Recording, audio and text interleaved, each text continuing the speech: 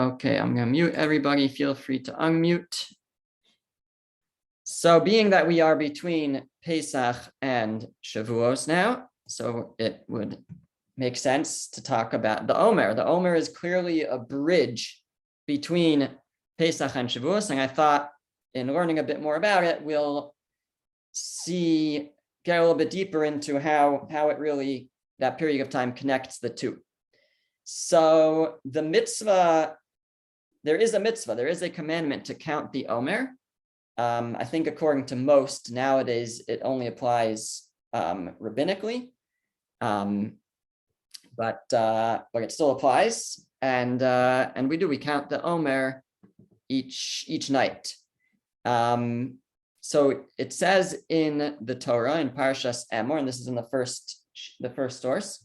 It says, "Speak to the children of Israel and say to them, when you come to the land which I am giving you, and you reap its harvest, you shall bring to the Kohen an Omer of the beginning of your reaping." So that's obviously not talking about counting. It doesn't say anything about counting. The Omer was actually an offering. The Omer is a offering from barley that was brought in the temple, in the Beis HaMikdash, and it was brought on the second day of Pesach. This verse doesn't, it's not over here, but there's another verse that says that the day after the Sabbath, it says, but it refers to, it means the day after the first day of Pesach, meaning on the second day of Pesach, that's when they would bring this offering, the Omer offering from barley.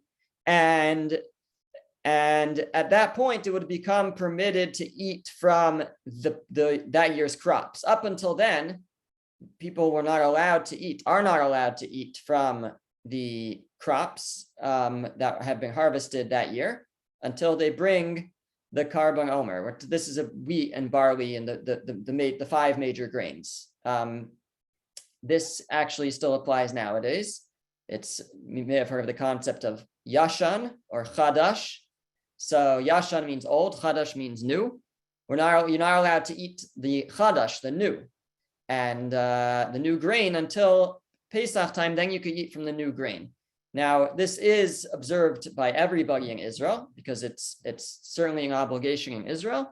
Outside of Israel, some observe it, and many, including myself, don't observe it because there are leniencies that we rely on, really dating back to discussed already in the medieval commentaries and in the Shulchan Aruch, and those are leniencies that we rely on. So many people will eat even from the new grains, relying on that maybe it's not really new grains, but that's the case. So basically, when the Karban Omer, when the Omer offering was brought, at that point, it becomes permitted to eat from the grain that had been harvested previously that winter and even the preceding summer, all that, or whenever I guess you don't harvest in the winter, but whatever had previously been harvested now becomes permitted. And the verse continues, and it says in verse 11, "He shall wave the Omer before the Lord, so that will be acceptable for you. The Kohen shall wave it on the day after the rest day." Oh, that's where it says after the rest day, after the Sabbath, meaning after the first day of Pesach. And then a few verses later, in verse 15, it says, "And you shall count for yourselves from the morrow of the rest day, from the day you bring the Omer as a wave offering, 7 weeks, they shall be complete." And that is where we have this idea of counting. There it says that you shall count 7 weeks, beginning with the Omer offering. And that's what we refer to as counting the Omer, because we're counting from the time of the Omer offering. And we count 7 weeks, and those 7 weeks take us up till Shavuos. Actually, if you look down on the source sheet at source number 4, which is just the continuing verses, it then says, "You shall count until the day after the 7th week, the 50th day, on which you shall bring a new meal offering to the Lord." We'll talk about the offering of Shavuos, but that's talking about the holiday of Shavuos. So we count these 49 days, 7 weeks, and it brings us to Shavuos. So what is the idea behind counting the Omer? So for that, we can turn to the Sefer HaChinuch. The Sefer HaChinuch, the book of education, was written by an unknown author, actually, in the medieval period. Originally, it was attributed to one person, and later sources kind of doubt that he was actually the author. So basically, we consider it of unknown authorship. But it's a beautiful work, and it goes through all the 613 commandments one by one, and gives a little synopsis of them. And part of his explanations, besides for describing the halachic component, the laws that apply, but he also tries to give at least one rationale to help us understand better the reasoning behind the mitzvah. It's, we do mitzvos regardless of whether we know the reason, understand the reason, but it always helps to have more meaning. And the Sefer HaChinuch tries to offer some kind of suggestion as to the rationale and the meaning behind a mitzvah. So with regards to the Omer, he says as follows. It's a pretty long quote, but we'll probably read most of it. He writes as follows. It is from the roots of the commandment, which is how he says it, the reason behind the commandment, from the angle of the simple understanding that it is, since the entire essence of Israel is only the Torah. The Torah is our essence. It's what everything in our lives revolves around. And because of the Torah were the heavens and earth created. The whole world exists because of the Torah. The Torah is the manifestation of God's will. It's the revelation of God's will. Everything exists for the Torah. As it is stated in Yirmiyah and Jeremiah, were it not for my covenant day and night, the end of that verse says, I wouldn't have placed, I wouldn't have created. Actually, that's an interesting, okay, fine. Yeah, that's one verse. And he continues, and he says, is the essence and the reason that they were redeemed and left from Egypt. Very important to remember. God says from the very beginning to Moshe, and he's about to quote it, he says, it was like God said to Moshe, and this will be the sign for you that I have sent you. When you take out the people from Egypt, you shall worship God on this mountain. From the very beginning, when God assigns Moshe to take the people out, he tells him, you're going to come and you're going to worship me on this mountain. You're going to come to Har Sinai, Mount Sinai. And as he explains, he goes on, he says, the understanding of the verse is that you're taking them out from Egypt is a sign for you that you shall worship God on this mountain, meaning that you shall receive the Torah, which is the great principle for which they were redeemed, and it is their ultimate good. So the whole purpose of the redemption from Egypt was to bring us to Mount Sinai and for us to receive the Torah. And it is a great matter for them, more than freedom from slavery, meaning more important than the freedom that we achieved. It's very nice that we were free, but even more significant is what we then went on to do, which was we went on to receive the Torah. And hence God made a sign of their leaving Egypt for the receiving of the Torah, as we always make what is secondary into a sign for what is the essence. So in other words, the way that he's interpreting this is very interesting. God says to Moshe, when they first meet up, God says, the sign that I'm sending you when I take you out, when I take out the nation from Egypt, is that you'll serve God on this mountain. But he's interpreting that to mean that by me taking them out of Egypt, that will be a sign that you are to serve me on this mountain, that you are to become my people, my servants. By the sign, if you read the verse, it sounds like it's saying, you want to know how you'll know that I sent you, because you're going to come to this mountain. But he's interpreting the verse differently. The way that you'll know that you're to serve me on this mountain is because I took you out of Egypt. And so he goes on to say, and therefore you see, which is the essence. The essence isn't being brought out of Egypt. The essence is the receiving of the Torah, the serving God on Mount Sinai, because that's what he says. God says to Moshe, the way that you'll know that you're to serve me is because I take you out of Egypt, which makes the key the main thing, the primary, is that you're to serve me, and you'll know that because I took you out of Egypt. So we see that he's kind of what he's showing us is that the entire direction of the Exodus is, as we know, but he's showing it from this verse, is for us to get to Mount Sinai to receive the Torah. He continues and he says, and because of this, that it is the essence of Israel, and because of it were they redeemed and went up to all of the greatness to which they rose, because the receiving of the Torah is so important and primary, therefore we were commanded to tally, to count from the morrow of the holiday of Pesach until the day of the giving of the Torah, to show about ourselves the great desire we have for the honored day which our hearts yearn for. Like a slave seeks shade and always tallies when will come the yearned time that he goes out to freedom. So just like somebody who, is counting down the days till they're free, you can say a child at the end of the school year is counting down the days till they get to, get out of school. So we count down the days until we receive the Torah with the same type of excitement. And we start from Pesach. We start, really, we celebrate the Exodus, but immediately the next day we start to count. Because we're saying it's very exciting that we were freed from Egypt, but this is what it's really about, is getting to Mount Sinai. And now we'll start that count with excitement, counting towards the day that we receive the Torah. And he says that as the tally shows about our man, that all of his deliverance and all of his desires to reach that time. Fine. Now he asks a question. That which we count to the Omer, meaning such and such days have passed from the tally, and we do not tally such and such days do we have to the time.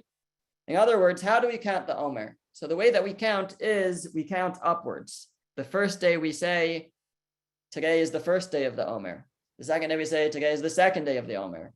On the seventh day we say, today is the seventh day of the Omer, which is 1 week. We count the days and the weeks. On the eighth day, today is the eighth day of the Omer, which is 1 week and 1 day. We're counting up, right? Now, normally when you are waiting to be freed or waiting for something very exciting, you count down. So he asks, why is it that we count up? Why don't we count down? So he says that it's because all of this shows us the great desire to reach the time of Shavuos. Therefore, we do not want to mention at the beginning of our counting the large number of days that we have to reach the offering of the 2 breads of Shavuos. In other words, if you start by saying there's 49 days left, that's depressing. That's sad. Instead, if we announce from the very beginning how many days are left, that's in his words, we do not want to mention the large number. That would be upsetting to us. So we count up. We count up towards the goal. That way, when we get to the larger numbers, okay, we're actually very close. So then it's not as it won't be sad. So that's what the Sefer HaChinuch says. So what he's really telling us, though, is that the Omer is the counting of the Omer is a count that we start right at the beginning of Pesach, because we want to show really that what's primary here. The Exodus is so important, but only as a means to an end, really, a means of getting us to Mount Sinai to receive the Torah. So as soon as we celebrate the Exodus, we have our Seder. By Torah law in Israel, they only have one Seder. We have kind of this on the second night here outside of Israel. We have a second Seder, and we also count the Omer that night because it's already the night to count the Omer. But really, by Torah law, there's one Seder, the first night of Pesach, and then the next night you're already counting the Omer, because now we're so excited that we were freed, but now it's time to count towards the receiving of the Torah. Okay, now there's another aspect of the Omer, which is really seemingly totally separate, independent, nothing to do with this. And that is that the time of the Omer is also a sad time. So this is based on an occurrence in the days of Rabbi Akiva, which is recorded in the Gemara, in the Talmud. And the Talmud in Yevamos says as follows, it's source number 3. They said that Rabbi Akiva had 12,000 pairs of students from Givat to Antipatris in Judea. And they all died in one period of time. So Rabbi Akiva was a tremendous Torah scholar and Torah leader. And he had 24,000 students. And they all died in a plague in one period of time. And why? It says because they did not treat each other with respect. They didn't treat each other with respect. Now we have to understand that what it means that they didn't treat each other with respect. These were certainly great people, but great people are sometimes judged very, very carefully by God. Actually, if you look ahead, I just came across this. I wasn't aware of this passage, but I saw it quoted. You look at number 5. So it comes from tractate Menachot, Talmud and Menachot. Menachos talks about the mincha offering. The mincha offering, we're actually going to talk a bit about mincha offerings in a moment, but a mincha offering was generally a flour offering on the altar. Different types, whether it was just flour, sometimes it was fried first. There are different types of mincha offerings, but there's a tractate that talks about the mincha offerings. And in that tractate, there's a discussion about something to do with the mincha. And I will just read the source. Here it says, the Mishnah teaches that meal offerings, which is another word for mincha offering, brought from the new crop prior to the sacrifice of the Omer offering are unfit. So up until you bring the Omer, you cannot bring an offering from the new crop. Whereas those brought after the Omer, but prior to the 2 loaves are fit. The 2 loaves, again, we're going to talk about this shortly. The 2 loaves are the offering for Shavuos. So on Pesach, we have the Omer offering. And on Shavuos, we have what's called the Shtei Alechem, the 2 loaves offering. So the technical law here isn't really so important for us right now. But basically, they were allowed to bring offerings, these meal offerings, mincha offerings from the new crop, once the Karban Omer was brought, once the Omer offering was brought, even before the Shavuos, before the 2 loaves. Fine. It says, Rabbi Tarfon sat and posed the following difficulty. Rabbi Tarfon asked a certain question, and I left it off, the technical question that he asked. And Rabbi Yehuda bar Nechemia, the son of Nechemia, said before Rabbi Tarfon, that no, it's not a question, it's not a difficulty, don't worry, one cannot compare the 2 situations, and he resolved the question. So Rabbi Tarfon, this great sage, had this question, and Rabbi Yehuda, the son of Nechemia, said no, it's not comparable. He answered the question. Now on the next page, the Talmud continues, and it says Rabbi Tarfon was silent, which means he seemed to accept the answer, and Rabbi Yehuda ben Nechemia's face brightened. He was happy that he had been correct, that he was right. So Rabbi Akiva said to him, Yehuda, has your face brightened because you answered the elder? Now you see Rabbi Akiva's there, right? Rabbi Akiva seems to be the Rebbe, the teacher of Rabbi Yehuda ben Nechemia. He rebukes him. He says, Yehuda, has your face brightened because you answered the elder? I will be astonished if the days of your life will be lengthy. So for whatever reason, Rabbi Akiva understood that if he treated his elder that way, that was going to mean that he would not live a long life. And says the Talmud, Rabbi Yehuda, son of Rabbi Eli, so a different Rabbi Yehuda said, that period in which that interaction occurred was half a month before Passover. When I ascended again to the study hall for the festival of Shavuos, I asked about him, where is Rabbi Yehuda ben Nechemia? And they said to me, he passed away and left this world.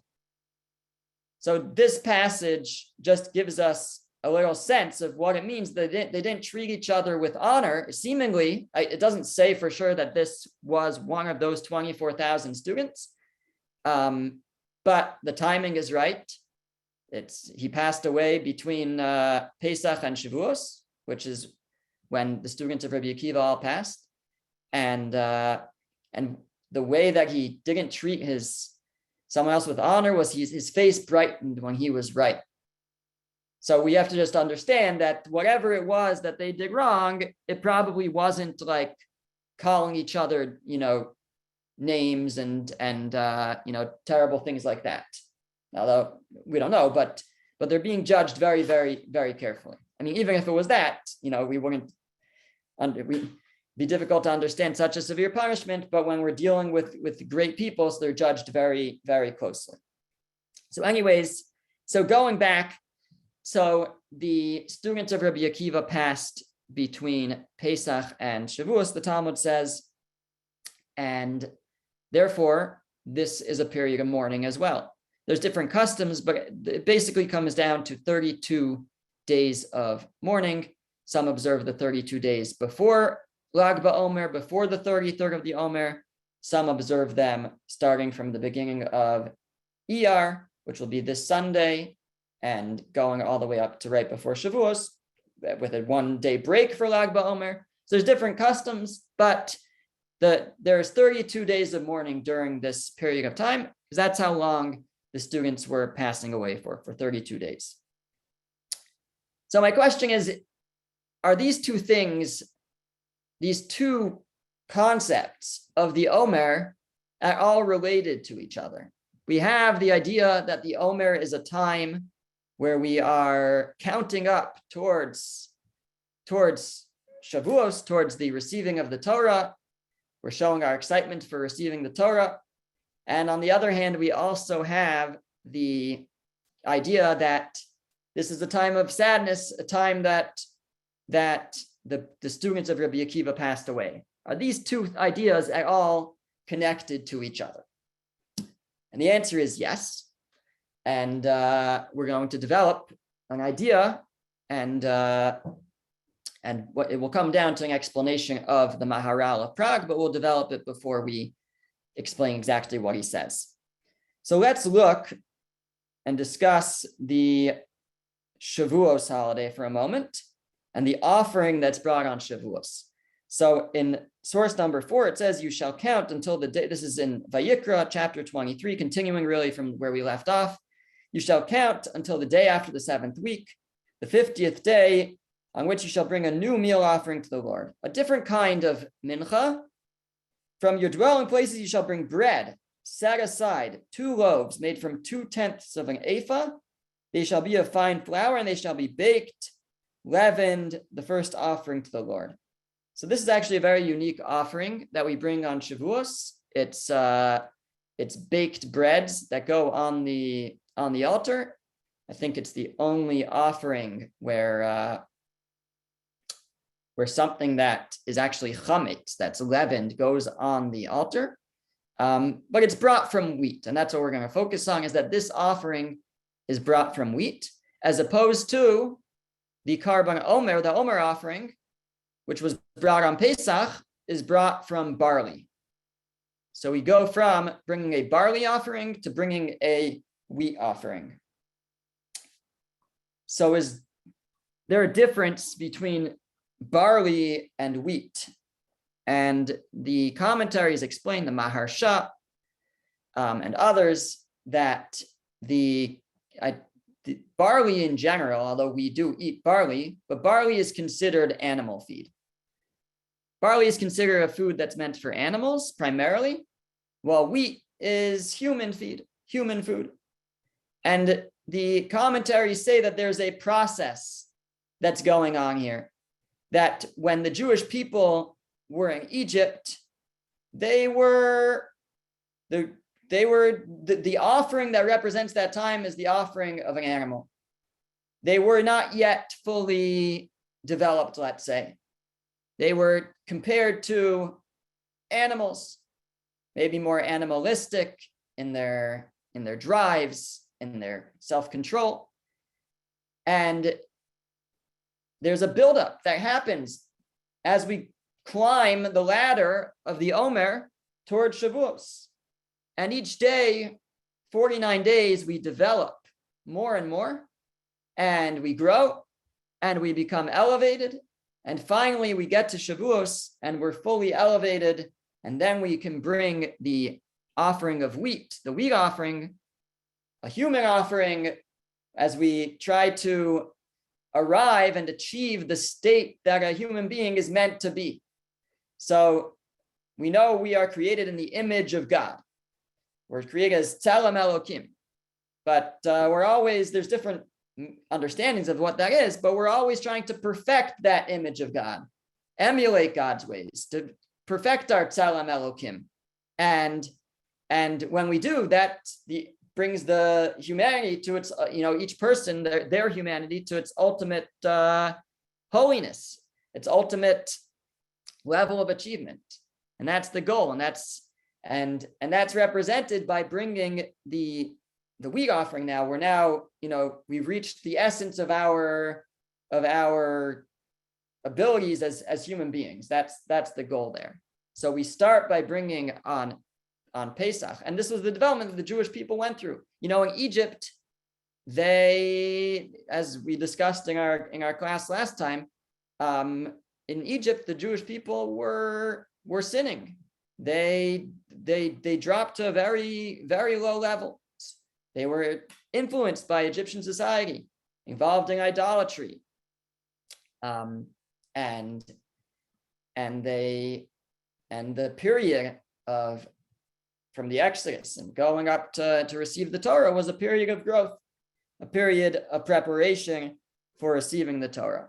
And that's represented by the different offerings that are brought on these different days.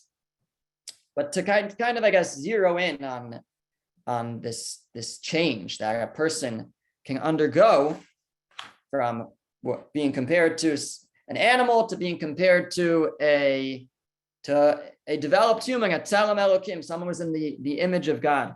So really, we have to discuss a bit about free choice, free will, bechira, that which separates us from animals. So the idea of free will comes with a lot of difficult questions of how exactly it works, and reconciling God's knowledge, God's complete knowledge, with our free will. And it's not really our focus, but the Chovos Halavavos, the duties of the heart, written by Rabbeinu Bachya, another medieval great, which is a work of Mussar, really, of self-development, and talks a lot about faith in God and things of the like. So he has a discussion about free will, and he has a line there, which I think is very, very important. Again, different people relate to these ideas, these questions in different ways. There's different approaches to reconcile them, and person should find what works, what makes sense to them. But he writes something that definitely resonates with me. It's very simple. He says that, of course, God gives us free will. We have the will to do good. We have the free will, the ability to do good. We have the choice to do bad. It's all our choice. However, he says, God does not give us the ability to determine if our choice is actually going to come to fruition. That remains in God's hands. So we have the free choice to choose what we want. I can want to do a good deed.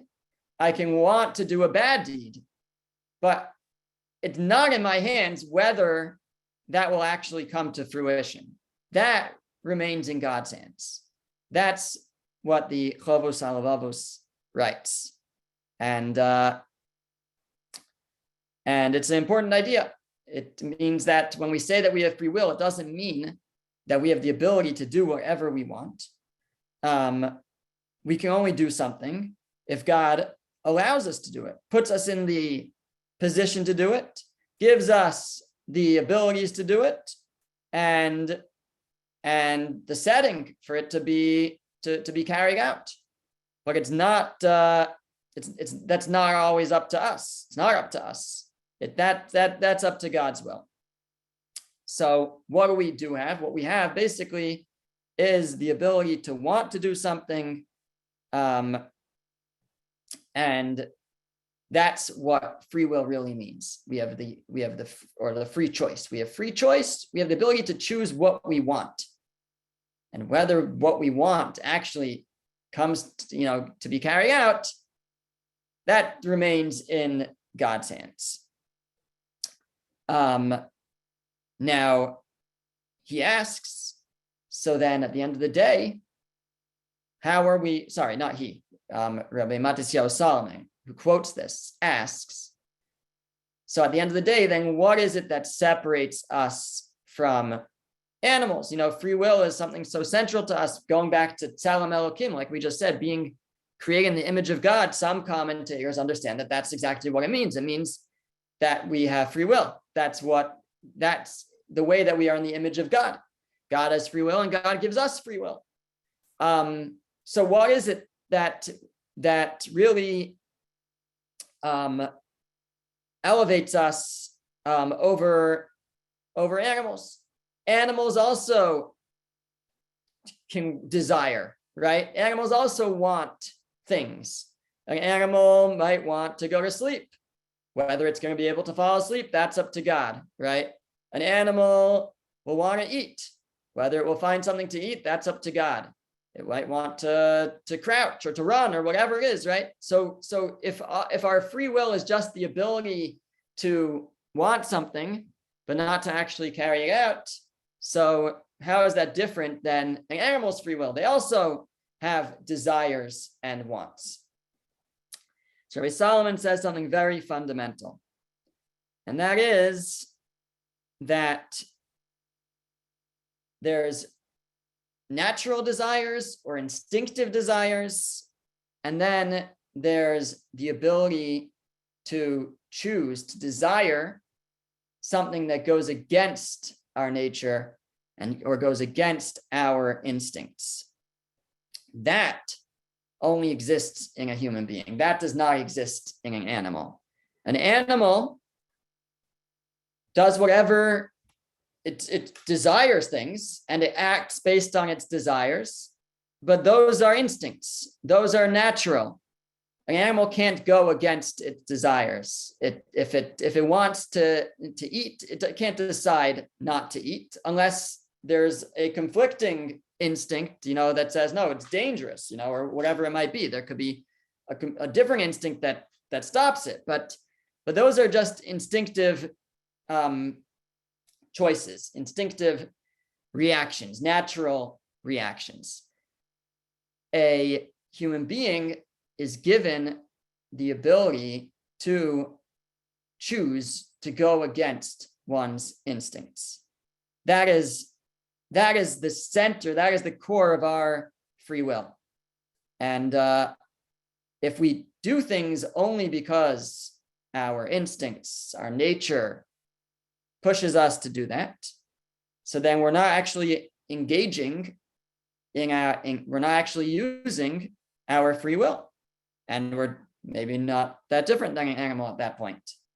But we have the ability to overcome that. If there is an instinct that goes against God's will, then it's our job, our assignment, God's will, that we overcome that instinct. We overcome our nature, and we stand up to it. We quash it. We go against our natural instinct. That's how we engage in our free will. He says what's fascinating is that it can come out that a person can live their entire life and never actually engage in using their free will. A person is raised, they live their life in a normal way. They go to school, they have fun, they eat, they sleep, they go to college, they get a job, they get married, they go to work, they do all of these things, right? But it's all just natural. It's all instinctive. It's what should I do to make myself comfortable? What should I do to make my life better? Right? A person can go through their entire life like that. And that does not involve free will necessarily, because that's just natural, or it's just instinctive. A person would have to say, even though I desire something, but God wants me to do it a certain way, that's exercising our free will. Now, even somebody who grows up practicing mitzvos, observant, isn't necessarily using their free will, because if it's just automatic and we do our mitzvos without thinking, then we're not either using our free will. We're just doing what's natural to us. Now, it doesn't mean we're to go against that nature. God wants us to do those acts, but God wants us to do them with meaning, and our nature may be to do them without thinking. Well, going against our nature, exercising our free will, would be to do them with meaning. And any act, any mitzvah can always be done better. So as soon as it becomes natural, we're no longer exercising free will and doing it. He says there might not even be any reward for doing that. At that point, a person has to engage and focus and think, not just do things on autopilot, but exercise their free will to elevate their deeds. So this is the idea that Rav Solomon brings out, though, is that the difference between, the key difference between a human being and specifically the free will that we have and an animal, what separates us, what elevates us, is that we can go and rise above our instincts.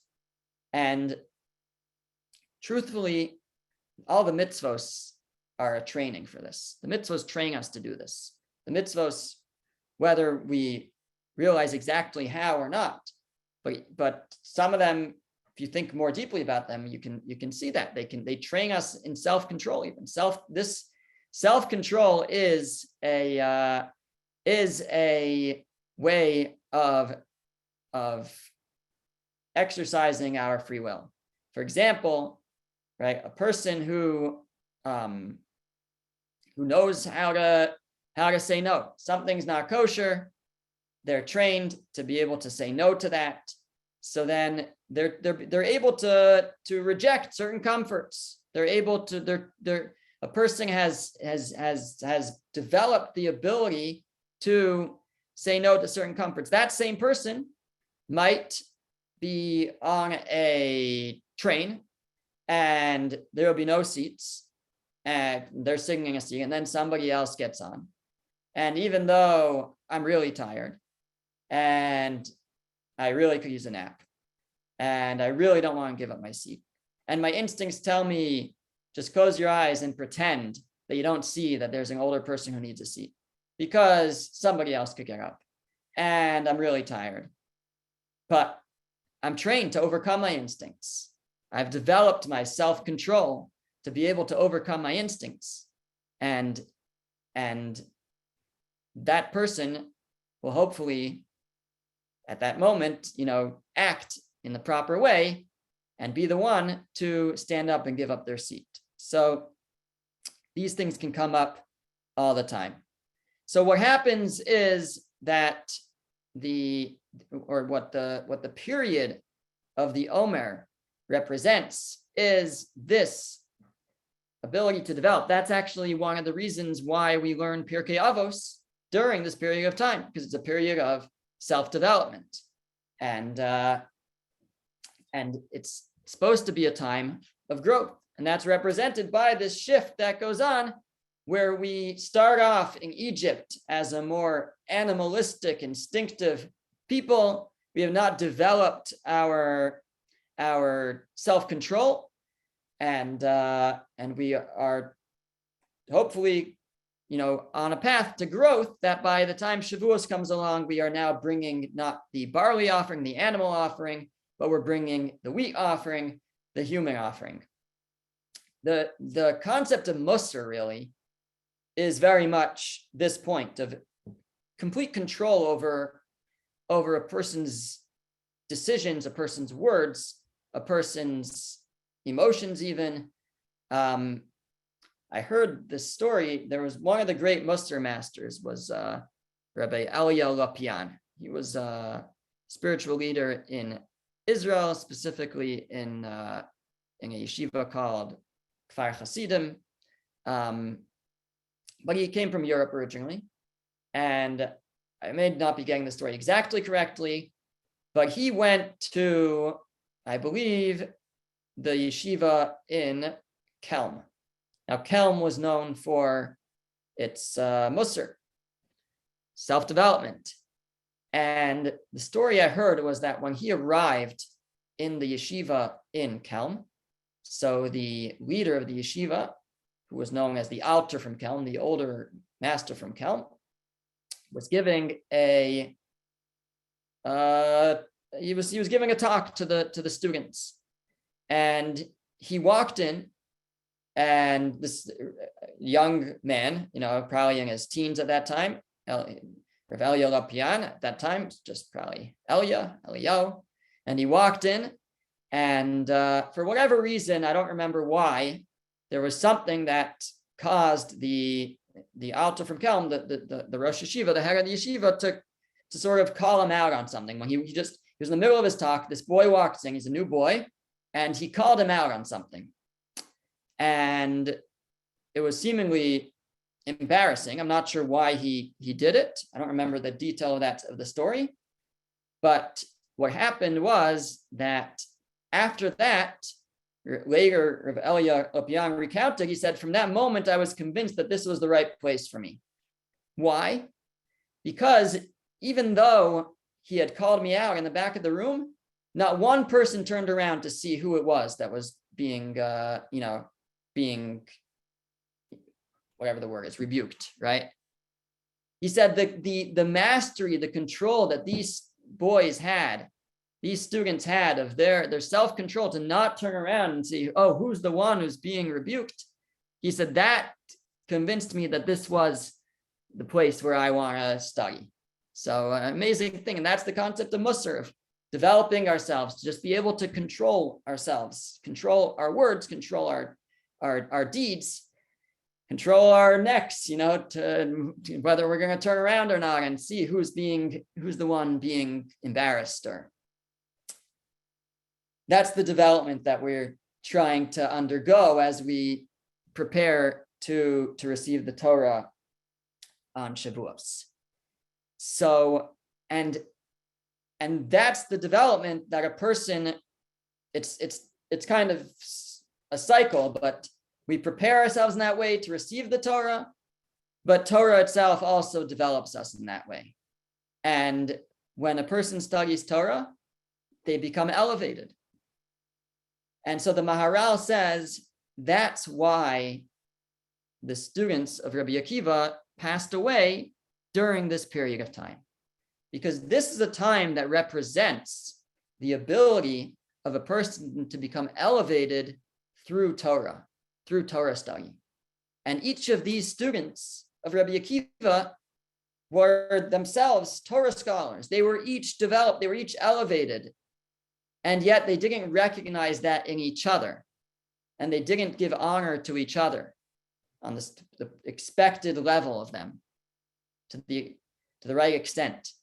And so therefore, it's during this period of time that they passed, because this is the period of time that represents the idea to be able to recognize the ability of a person to become elevated through Torah.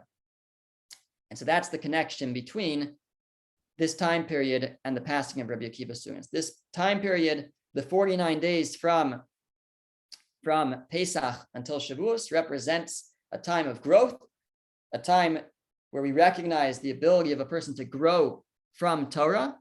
And that was something that the students of Rabbi Akiva did not recognize in each other, as we see manifested by the fact that they did not treat each other with proper respect, and that's why it was during this period that they passed away. That's how the Maharal explains it.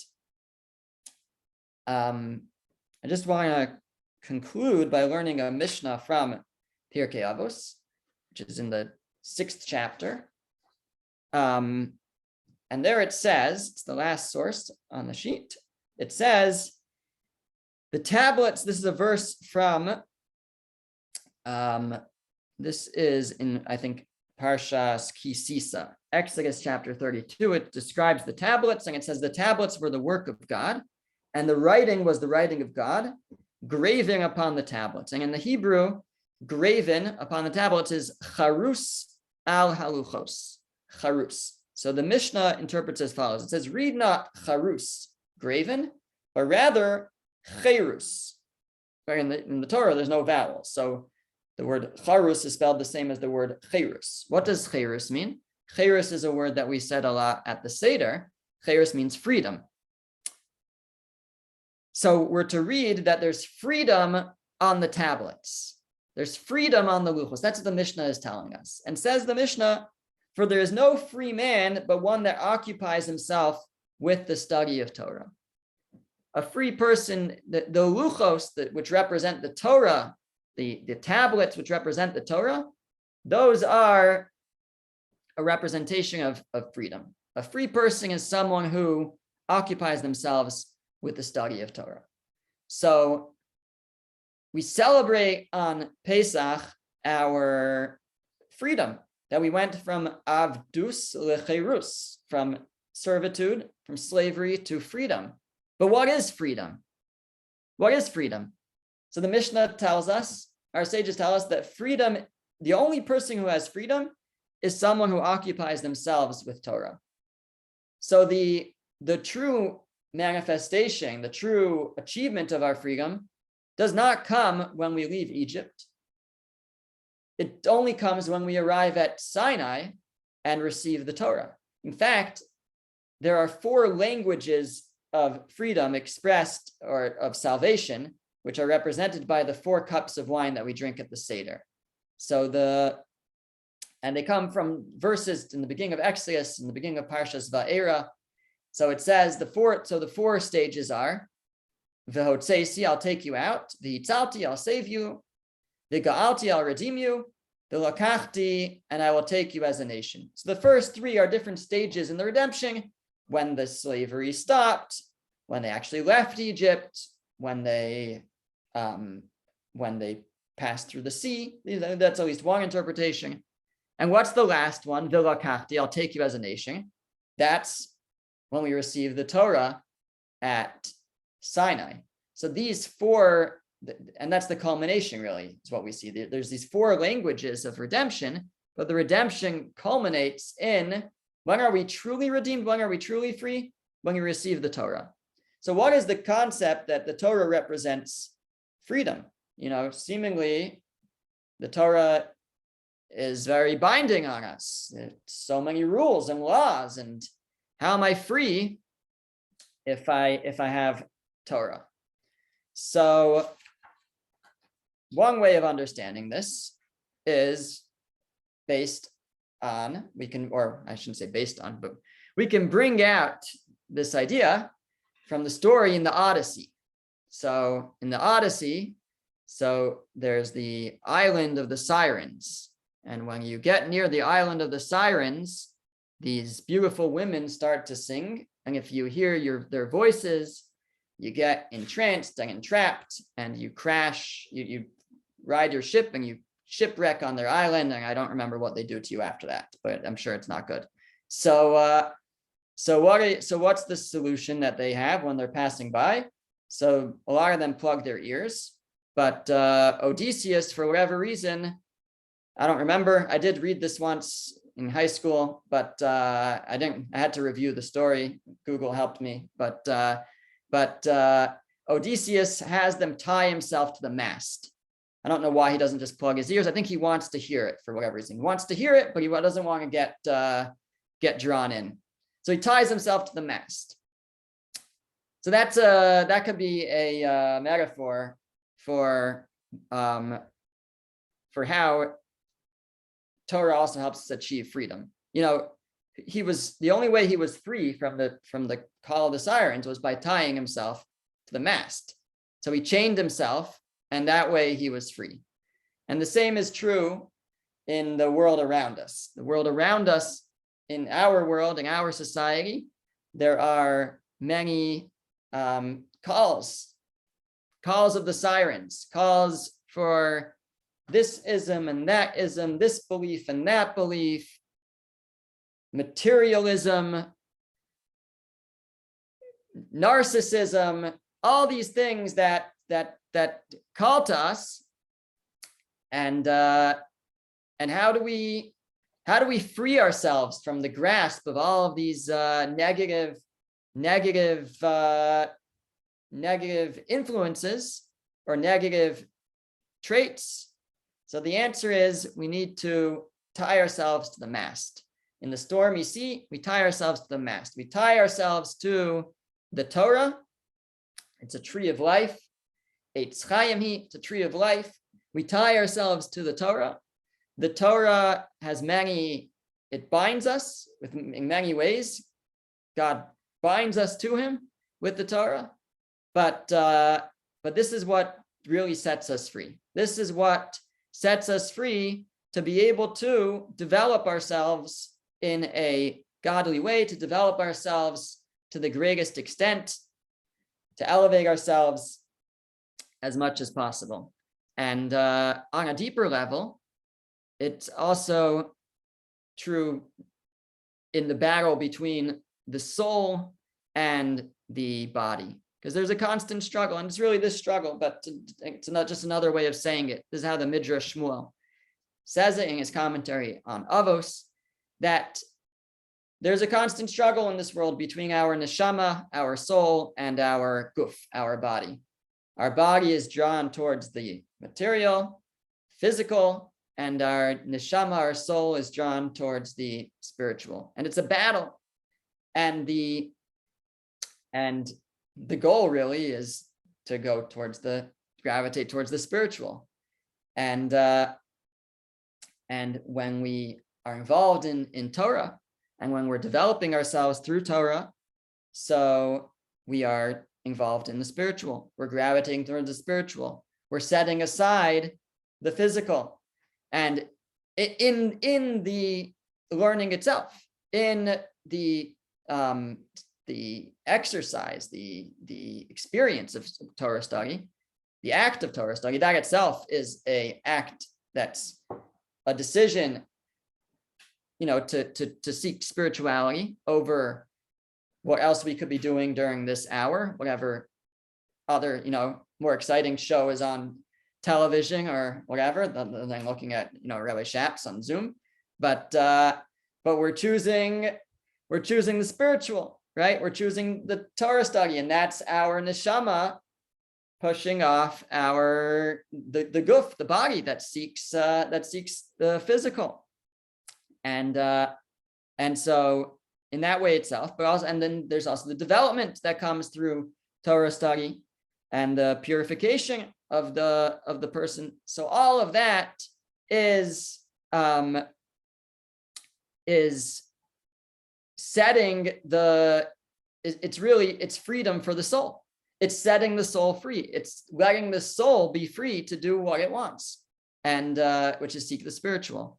And so a person is only truly free, their essence, their soul is only free if they are someone who is seeking Torah, who's involved in Torah. And that, again, in the act itself and in the lessons and the development that comes as a result of that. So just to wrap, and the point is that that's where we go from slavery to freedom, is to the ultimate freedom is the receiving of the Torah. So to wrap it all up again, just a quick summary. So we are now counting the Omer. The Omer is a time that bridges Pesach, where we bring the Karban Omer, the Omer offering, the offering that is an animal offering. It's from barley. It bridges us, it brings us to Shavuos, where we now bring in the offering from wheat, from a human developed food representing the development and the growth that we undergo during this period of time. This period of time is a time of growth. It's a time where we go from step to step, stage to stage, climbing the ladder towards Shavuos, developing ourselves, and it's because of that, because this time period represents that idea. That's why the students of Rabbi Akiva passed during this time, not recognizing that each of them had grown, had been elevated by their Torah, not giving each other the proper respect.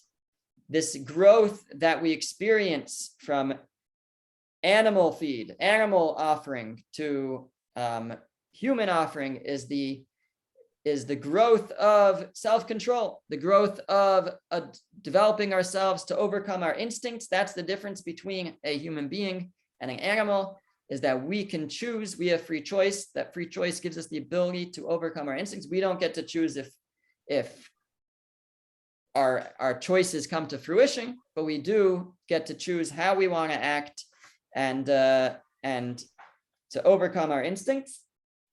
And ultimately, this frees us, that we are free. The freedom is from those instincts. The freedom is the ability to overcome what is natural to us, the physical, what the body wants, and to set our souls free to seek out the spiritual during this time. Okay, we'll stop there.